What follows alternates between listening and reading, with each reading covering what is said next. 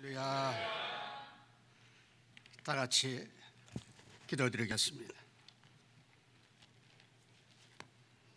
걸어가시고 자비로우신 우리 하나님 사랑과 은혜를 감사드립니다. 주님의 피값으로 세우신 아름다운 교회로 저를 초청하사 이 시간 말씀을 전할 수 있도록 은혜 주심을 감사드립니다. 목마른 사슴이 시냇물을 갈급하듯이 이 시간 우리 모두의 영혼이 하나님의 말씀을 사모하며 갈급한 심령들 되어서 선포되는 말씀마다 아멘으로 하답하는 은혜의 시간 되게 하옵소서. 부정한 종의 입술을 주장하여 주사 주께서 원하시는 말씀만을 선포하게 하옵소서. 인간의 은은 뒤로 감추시고 오직 예수 그리스도의 의만 나타내게 하사 하나님의 생명의 말씀으로 구원의 축복을 누리며 간증을 통하여 하나님의 일하심을 나타내는 은혜의 시간으로 인도하여 주시옵기를 간절히 바라올 때 우리 주 예수 그리스도의 이름으로 기도드리옵나이다. 아멘. 할렐루야.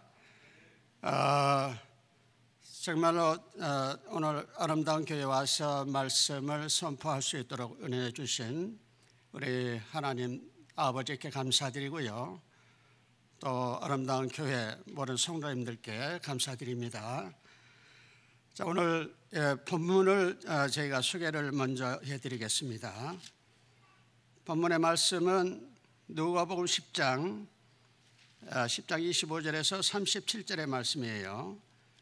시간이 많은 시간이 주어지지 않기 때문에 제가 빠른 속도로 성경을 봉독하도록 합니다. 들으시면서 은혜 받으시기 바랍니다. 누가복음 10장 25절에서 37절의 말씀 되겠습니다. 어떤 율법사가 일어나 예수를 시험하여 가로되 선생님 내가 무엇을 하여야 영생을 얻으리까? 예수께서 이르시되 율법에 무엇이라 기록되었으며 내가 어떻게 읽느냐? 대답하여 가로되 내 마음을 다하며 목숨을 다하며 힘을 다하며 뜻을 다하여 주 너희 하나님을 사랑하고 또한 내 이웃을 내 몸과 같이 사랑하라 하였나이다. 예수께서 이르시되 내 대답이 옳도다. 이를 행하라. 그러면 살리라 하시니 이 사람이 자기를 옳게 보이려고 예수께 여짜오되 그러면 내 이웃이 누구오니까? 예수께서 대답하여 가라사대 어떤 사람이 예루살렘에서 여리고로 내려가다가 강도를 만나며 강도들이 그 옷을 벗기고 때려 거반 죽은 것을 놔두고 갔더라. 마침 한 제사장이 그 길로 내려가다가 그를 보고 피하여 지나가고 또한 또 이와 같이 한 레인도 그것이 이르러 그를 보고 피하여 지나가되 어떤 사마리아인은 여행하는 중 거기 이르러 그를 보고 불쌍히 여겨 가까이 가서 기름과 포도주를 그 상처에 붓고 싸매고 자기 짐승에 태워 주막으로 데리고 가서 돌보아주고 이튿날에 데나리온 둘을 주막 주인에게 주며 가로되 이 사람을 돌보아주라. 부비가 더 들면 내가 돌아올 때에 갚으리라 하였으니 내 의견에는 이 세 사람 중에 누가 강도 만난 자의 이웃이 되겠느냐? 가로되 자비를 베푼 자니이다. 예수께서 이르시되 가서 너도 이와 같이 하라 하시더라. 아멘. 오늘 말씀의 제목은 강도 만난 자의 이웃이 누구냐 이런 말씀 되겠어요. 그래서 오늘 본문을 요약하면 어떤 율법사가 예수님을 시험하고 있습니다.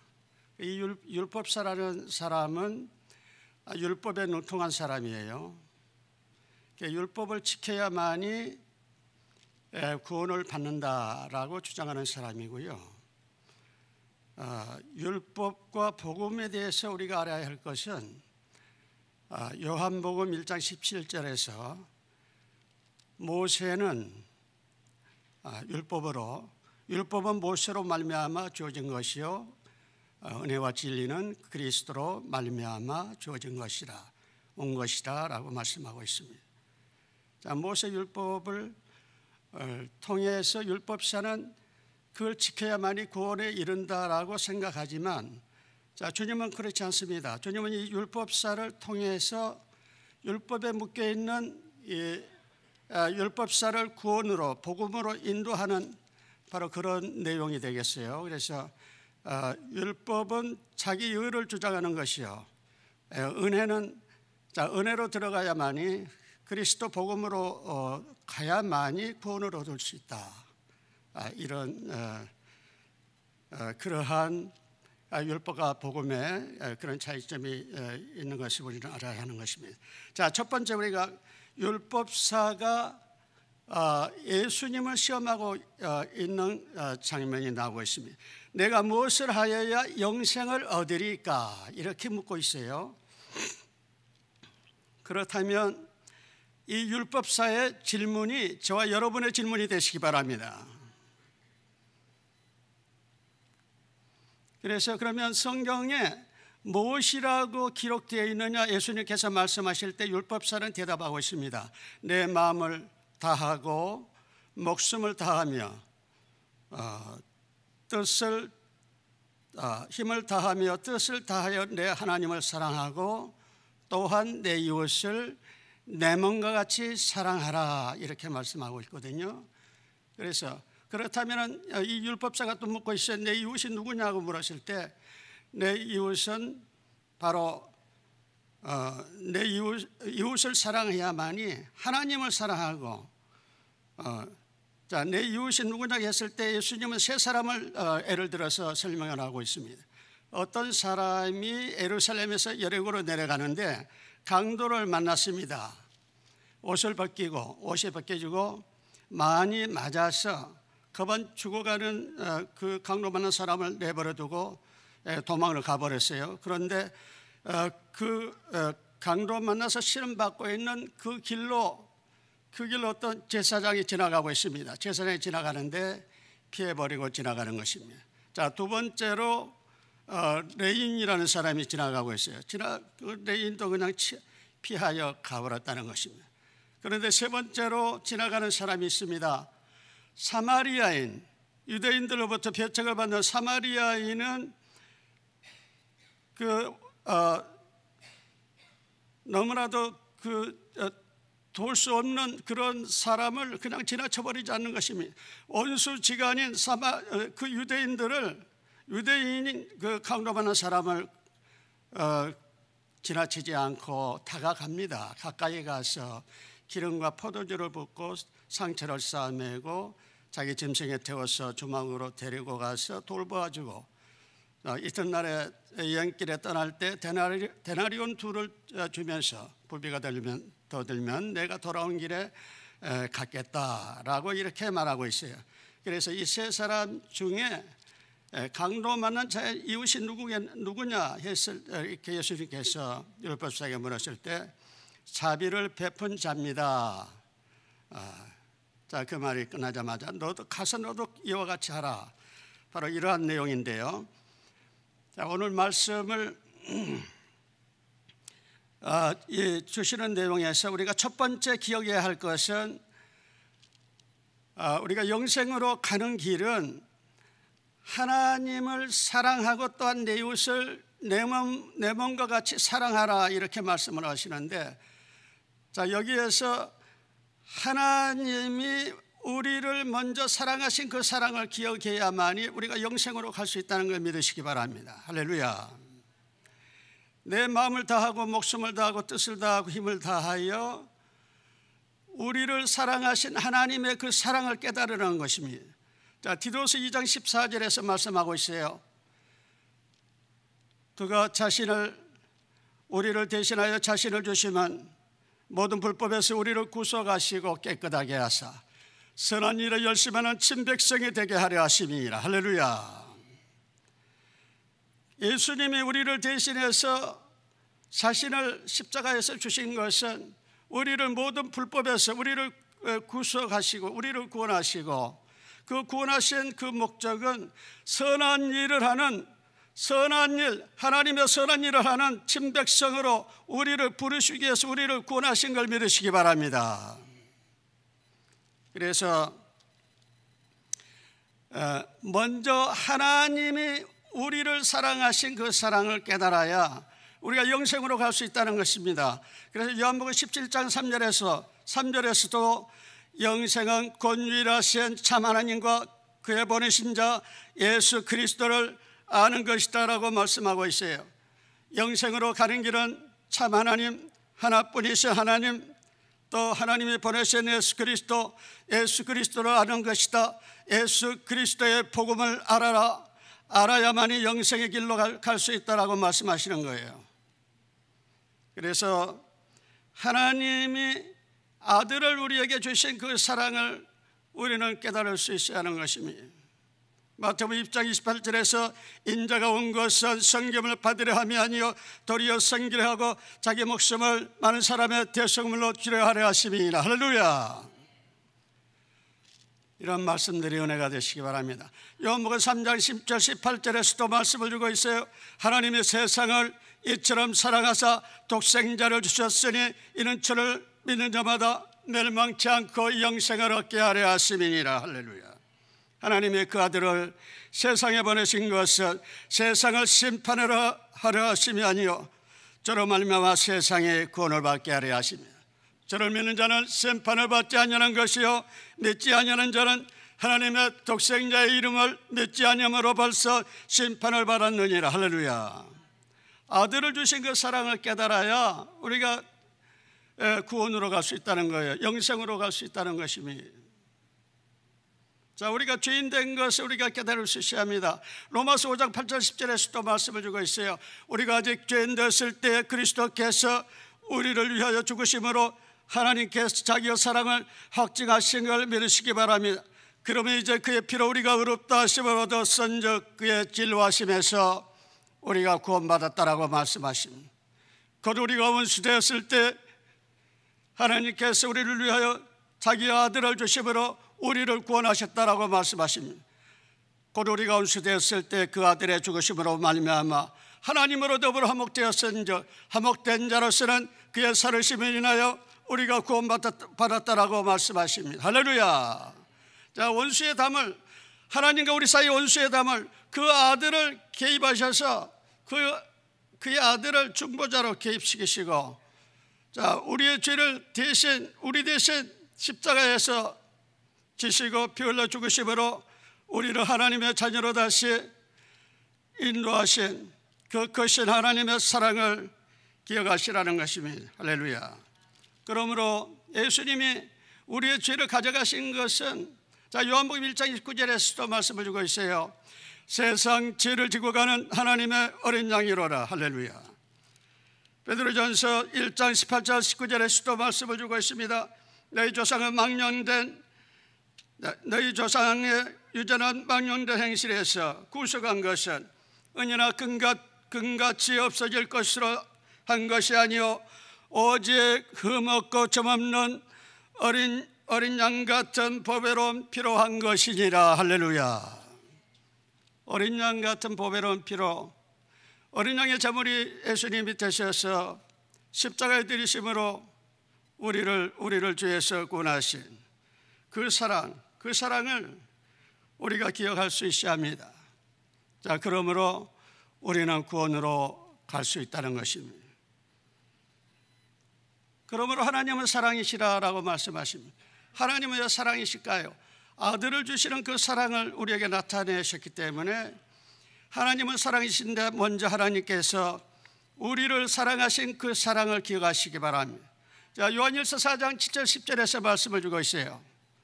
사랑하는 자들아, 우리가 서로 사랑하자. 사랑은 하나님께로서 나서 하나님을 알고 사랑하지 아니하는 자는 하나님을 알지 못하나니 하나님은 사랑이심이라. 하나님의 사랑이 이렇게 나타난 바 되었으니 하나님이 자기의 독생자를 세상에 보내시면 저로 말미암아 우리를 살리려 하려 하심이.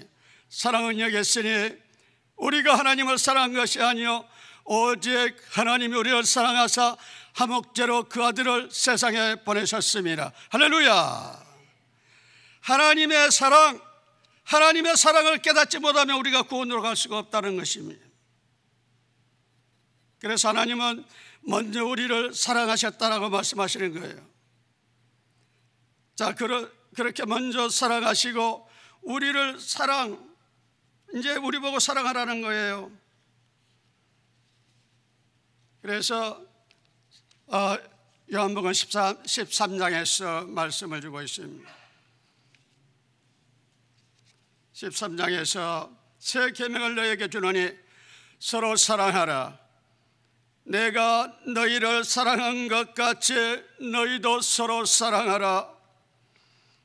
너희가 서로 사랑하면 이로써 모든 사람이 너희가 내 제자인 줄 알리라. 할렐루야.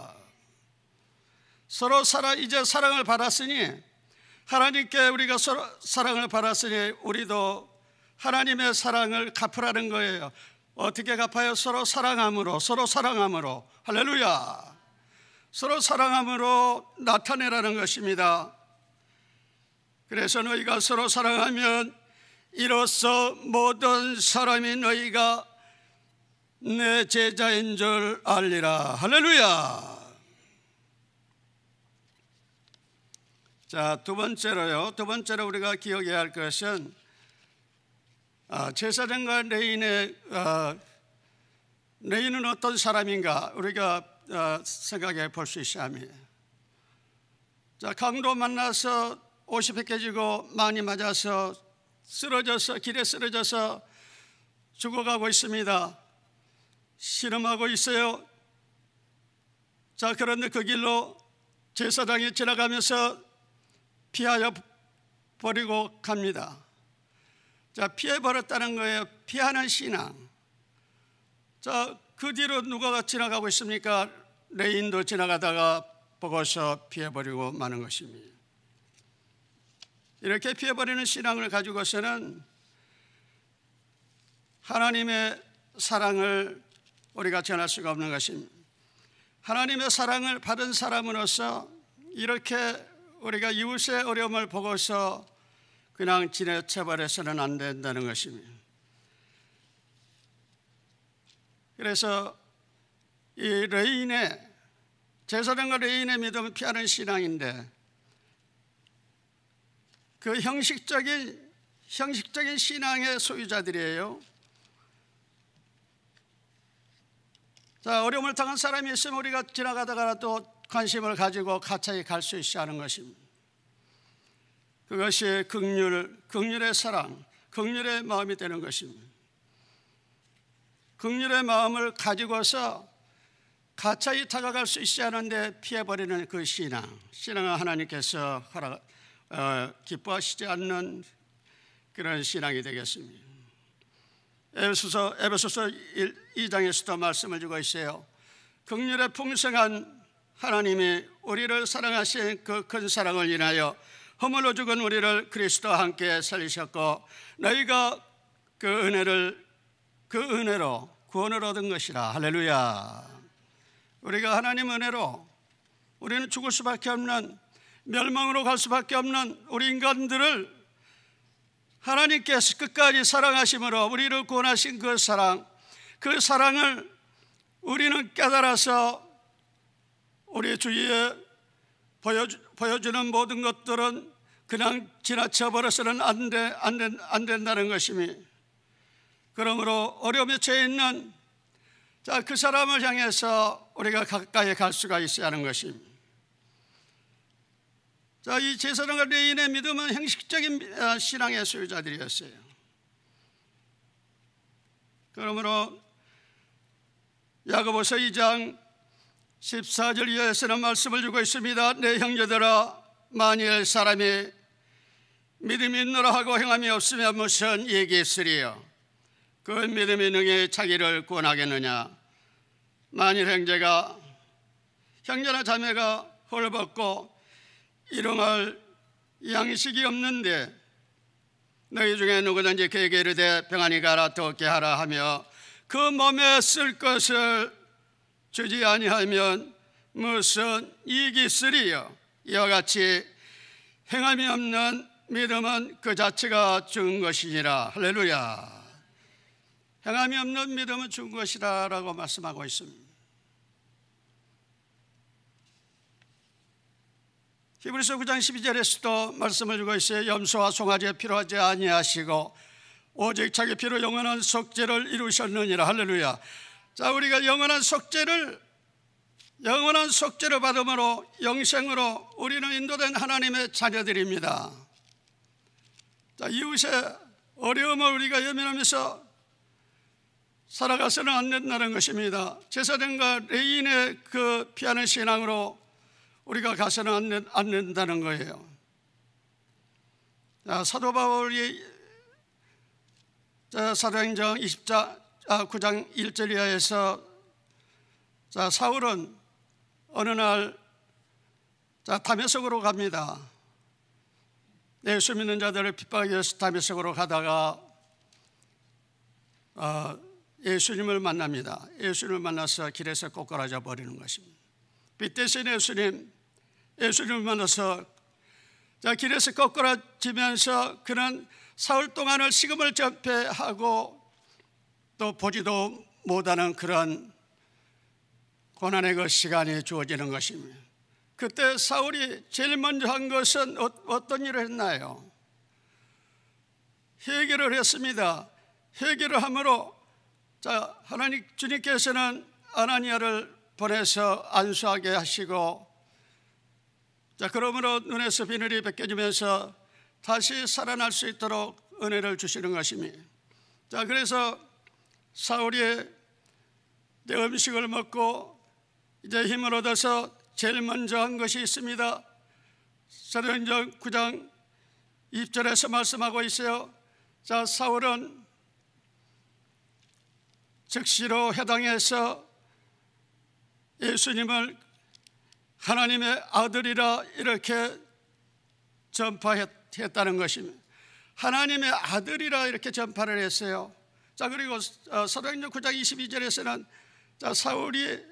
사울이 예수님을 그리스도라 이렇게 유대인들에게 증명해서 유대인들을 굴복시켰다라고 말씀을 주고 있습니다. 할렐루야. 여기에 비밀이 있어요. 하나님의 아들, 예수님은 하나님의 아들이요, 예수님은 그리스도, 주는 그리스도시요 살아계신 하나님의 아들이십니다. 베드로가 마태복음 16장 16절에서 고백하고 있습니다. 요한복음 11장 27절에서 마르다도 고백하고 있어요. 주는 그리스도시요 세상에 오시는 하나님의 아들이심을 믿나이다. 할렐루야. 하나님의 아들로 오셔야만이 우리의 죄를 대속하실 수 있다는 것입니다. 그렇게 해서 사울은 죄가 없는 신분으로 죄인이 되어가지고 로마의 바로 황제에게 복음을 전하기 위해서 성령의 이끌림을 받아서 계속 로마로 가고 있는 과정이었어요. 가면서 다메섹에서 주님을 만나고 이 복음을 계속 전하면서 고린도후서에서 보면은 죽을 고비를 많이 넘기면서 그는 오직 이방인을 위해서 1차, 2차, 3차 전도 여행을 통해서 계속 교회를 세워가면서 복음을 전하는 모습을 볼 수가 있습니다. 바로 이것은 구원받은 하나님의 자녀들, 하나님의 종들로서 해야 하는 일을 바울을 통해서 우리에게 깨우쳐 주고 있는 것입니다. 여기에서 레인과 제사장의 이 믿음으로 우리가 가서는 안 된다는 거예요. 제사장과 레인의 믿음은 종교 행위에 그치는 그 믿음이었습니다. 정교 행위에 미치는 그 믿음을 가지고서는 구원에 이룰 수 없다는 것이니, 행함이 없는 그 믿음, 긍휼의 마음이 없는 그 믿음은 하나님이 기뻐 받을 수가 없어요. 그래서 세상과 의인의 믿음으로 우리가 피하는 신앙으로 가서는 안 된다는 것입니다. 오직 그리스도의 그 주시는 은혜의 복음으로 우리가 가야만이 우리는 구원받은 하나님의 백성으로서 살아갈 수가 있다라고 말씀을 주고 있습니다. 제가 어린 시절에 극심한 가난을 겪은 적이 있습니다. 저는 유교 집안에서 자랐고요. 예수 믿지 않은 집안이었어요. 그런데 제가 초등학교, 중학교 다닐 때는 이 먹을 것이 너무 가난해서 먹을 것이 없었고, 또 흉년이 들어서 비가 안 오고 계속 가뭄이 이렇게 계속되다 보니까 몇 년간 너무나도 먹을 것이 없어서 소나무 껍질을 이렇게 벗겨서 양식으로 이렇게 먹고 연명했던 그런 때도 있었습니다. 자, 보릿고개라는 게 있었어요. 보리를 심어야만이, 거기에서 보리가 열매를 맺어서 이제 수확을 해서 먹을 수 있는데, 그 기간까지 참아내는 그 기간은 너무나도 힘들었어요. 자, 그래서 초등학교를 제가 8km를 앙복을 했습니다. 자, 중학교를 16km를 이렇게 앙복하는 그런 어려운 그때는 버스도 없었어요. 자, 그렇게 하면은 아침에 어머니께서 보리밥을 이렇게 끓여서 도시락 싸주시면은 그걸 가지고 가자마자 배가 고프니까 1교시 끝나고 먹어쳐버리는데, 올 때는 얼마나 허기진지 몰라요. 자, 이런 초등학교 우리가 다니다가 한국전쟁이 났습니다. 한국전쟁이 났는데 그때 미국에서 보내준 원조 물자가 있었습니다. 담요, 캔 먹는 캔이요. 자, 또 캔하고 우유도 이 사료 우유를 보냈었어요. 큰 소나무통에 이걸 보내가지고 그걸 거기서 끄집어내가 그 우유로 저 겨울철에 주전자에다가 우유를 끓여가지고 점심시간에 한 컵씩 이렇게 줬습니다. 줬을 때 그것을 먹고 허기를 달랜 적이 있었는데, 그때 어린 그 학생, 그 어린 마음에 얼마나 감사했던지 몰라요. 자, 이건 미국에서 너무나도 좋은 일을 하고 있구나. 자, 우리가 배가 고파서 굶주릴 때 이런 것을 보내줄 수 있는, 자, 이 미국이라는 나라는 어떤 나라인가. 참 여러 가지 궁금했던 그런 그 마음을 가지고 학창 시절을 보낸 적이 있습니다. 자, 그렇게 이제 초등학교, 중학교를 지나고 이제 고등학교를 다니는데, 고등학교 2학년 때 같은 반 친구로부터 전도를 받았어요. 전도를 받아서 예수님을 영접을 했습니다. 자, 그렇게 해서 고등학교를 이제 신앙생활을 하였습니다. 자, 신앙생활 하는데 부흥회도 참석하고 각 그 교회 그 집회들 많이 참석해서 은혜를 받았는데, 자, 그 후로 대학교로 갔습니다. 대학교 1학년 때 제가 몸이 아팠어요. 몸이 아팠는데 이 다리가 갑자기 왼쪽 다리가 아파서 그 다리에서 통증이 올라와가지고서 이 허리 쪽으로 와가지고 허리가 아픕니다. 허리가 아파가지고 너무나도 아프니까 집에서 그냥 뒹구는 거예요. 뒹굴면서 그때 제가 주님을 붙잡았습니다. 도저히 치료할 수 없다는 거예요. 자, 치료하려면은 병원에 수술을 해야 하는데, 그때 척추 수술을 하는데 돈이 많이 들어갔습니다. 많이 들어간다고 그랬어요. 그래서 그때는 저희 형편이 되지를 못해서 수술을 못했습니다. 수술을 못하고 오직 주님만을 붙잡았습니다. 주님을 붙잡으면 주님이 치료하실 것이다 라고 저는 주님을 신뢰하고 믿고 엎드려서 계속 기도를 했습니다. 자, 주님이 계시면 저를 치료해 주십시오. 그렇다면 저는 앞으로 주님 원하시는 일을 하겠습니다. 그렇게 성기도를 저도 모르게 했던 것입니다. 자, 그렇게 함으로 어느 날 주님이 나타나셨어요. 어떤 모습으로 나타나셨냐면은 제가 병원에 입원해 있을 때, 자, 그 병실에 유리창으로 휘황찬란한 빛이 들어왔습니다. 자, 빛이 들어와가지고 제가 침상에 누워 있는데 그 침상을 들어 비춰주시는 거예요. 자, 이 세상에서는 볼 수 없는 그 휘황찬란한 빛이 자, 제 침대 위에를, 제 몸 위에를 감싸주시는 거예요. 자, 그러면서 저는 느끼기를 주님이 오셨구나, 주님이 저를 치료하시는구나. 자, 이렇게 하면서 새벽녘에 깨어났어요. 새벽녘에 깨어났는데 도저히 일어날 수, 항상 누워 있어야만 했던 그 몸이 일어나는 거예요. 일어서지는 것입니다. 자, 일어나가지고 걷게 되는 거예요. 할렐루야. 자, 주님이 하셨어요. 주님이 하신 걸 저는 여러 번 간증을 했습니다. 자, 그 후로 저는 세상의 모든 일들이 주님의 이제 기도한 대로 주님이 인도하시는 거예요. 그래서 사업하는 것도 전부 정리하게 만드시고, 자, 이 미국으로 주님이 인도하시는 것입니다.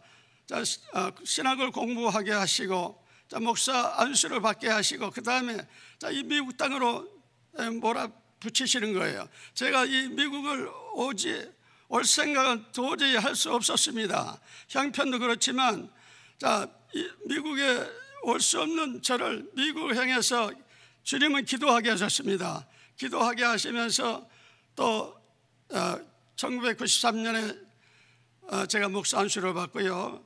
그때 1994년도에 오는데, 자, 1993년도에 금식 기도를 시키세요.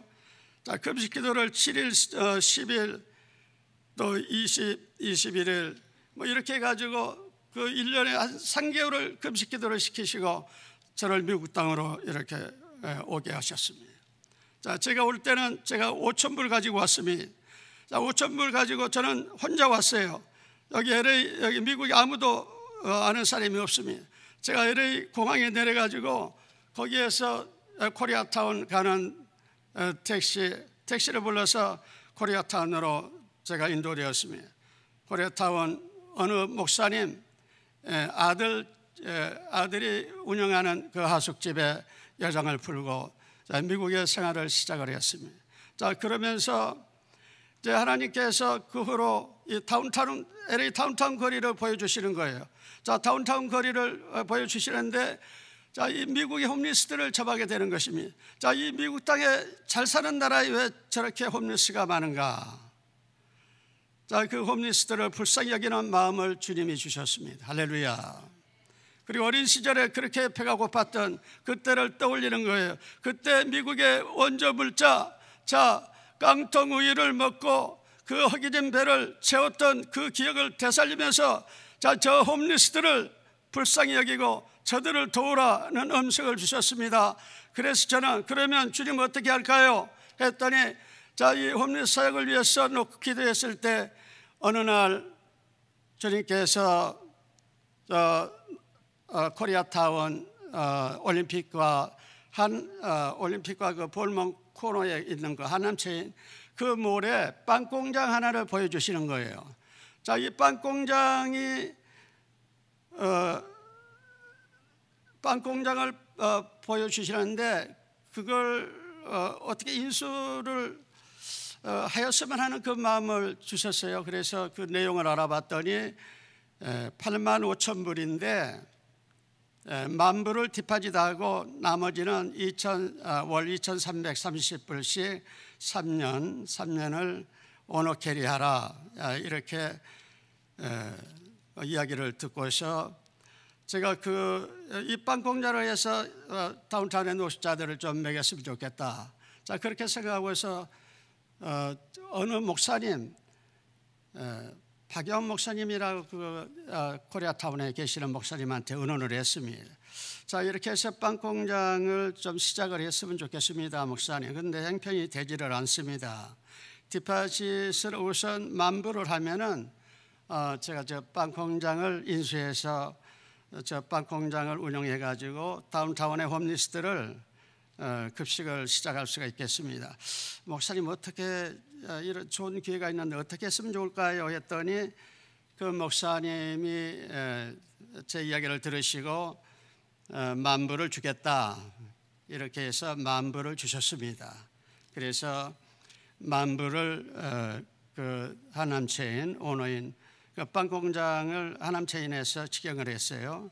그 빵공장 그 오너 하남체인에게 지불하고 계약을 했습니다. 그래서 빵공장을 인수해 가지고 다운타운의 홈리스트를 급식하는 그 사역을 시작을 했던 것입니다. 할렐루야. 자, 이렇게 해서 이 홈리스 사역이 진행이 됐습니다. 진행을 하고 있는데 어느 날, 자, 이제 거기에서 5년에서 10년을 거기에서 했어요. 그래서 이 8만 5천 불을 다 그 빵공장 그 대금을 다 지불을 했어요. 됐고 이제 10년 후에 더 5년을 더 거기서 좀 했으면 했는데 이제 더 이상 렌트를 줄 수 없다. 자, 그 렌트를 줄 수 없다는 그것을 저는 벌써 생각하고서 주님께서 마음을 주셨기 때문에 다운타운에 있는 다운타운 홈리스 밀집 지역으로 이 빵 공장을 옮길 것을 생각하고서 기도를 했었습니다. 자, 빵 공장을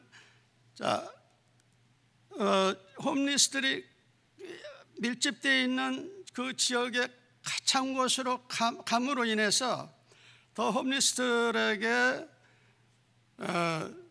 급식을 자유스럽게 할 수 있고 또 시간을 단축해서 또 그들에게 또 예배를 같이 드릴 수 있고요.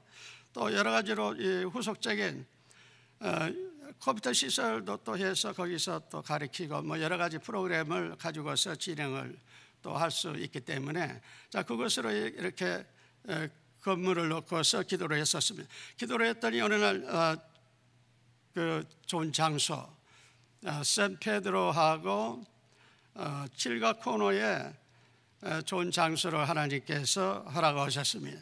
그래서 그곳에다가 빵 공장을 이제 옮기게 되는데요. 빵 공장 옮기게 되는데 코리아타운 그쪽 빵 공장에서 기계만 가지고 오게 됐어요. 자, 거기에서 오너 캐리로 그 기계값을 다 지불했기 때문에 도저히 자금이 여유가 없었습니다. 자금이 여유가 없어가지고 그냥 기계만 가지고서 다운타운 홈리스들 많은 지역으로 기계만 옮기게 되었습니다. 옮겨가지고 이제 공사를 시작해야 합니다. 자, 이 도면을 작성을 해서 시에다가 허가를 받아야 하는데, 자, 그때 이제 허가를 첫 번째 받은 것이 공장을 짓기 전에 그리스 트랩이라고요. 기름 걸러내는 빵 공장에서 흘러내리는 그 기름을 정화시켜 가지고 이렇게 보내는 그 그리스 트랩 그 공사를 먼저 해야 합니다. 그 그리스 트랩 공사가 15,000불이었어요. 이 15,000불을 주고서 계약을 해야 하는데, 자, 돈이 없어서 우선 2,500불을 주고 계약을 했어요. 업자를 선정해서 여기 공사를 이렇게 진행을 하는데 이 공사가 한 달 만에 끝났습니다. 한 달 만에 끝나게 되는데 제가 2,500불 주고서 내중에 5,000불을 더 줬어요. 그래서 7,500불을 줬습니다. 이제 공사가 끝났는데 나머지 7,500불을 달라는 거예요. 자, 이 7,500불이 밸런스가 남았는데 그때 그 상황으로서는 도저히 저에게 돈이 없었어요. 자, 이 돈이 없어서 자, 저는 그 공사업자한테 말하기를 며칠만 기다려 주세요. 돈이 되면 갚도록 하겠습니다. 자, 이렇게 사정을 했지만 그 공사업자는 자기도 직원들한테, 일꾼들한테 노임을 줘야 하고 재료 때도 줘야 하고, 자, 이렇게 하기 때문에 돈을 줘야 합니다. 이렇게 재촉을 하면서 저에게 아주 핍박을 하는 거예요. 자, 이 목사님이라는 분이 거짓말 하느냐고, 목사님, 이 목사가 사기꾼 아니냐고, 그러면서 뭐 온갖 욕설을 하면서 저에게 달겨드는 거예요. 자, 또 이 예수 참 목사로서 같이 시비할 수가 없지요. 또 주먹이 나와 주먹으로 칠 수도 없는 것이고요. 자, 그래서 그것을 참아냈습니다. 저는 계속 기도했어요.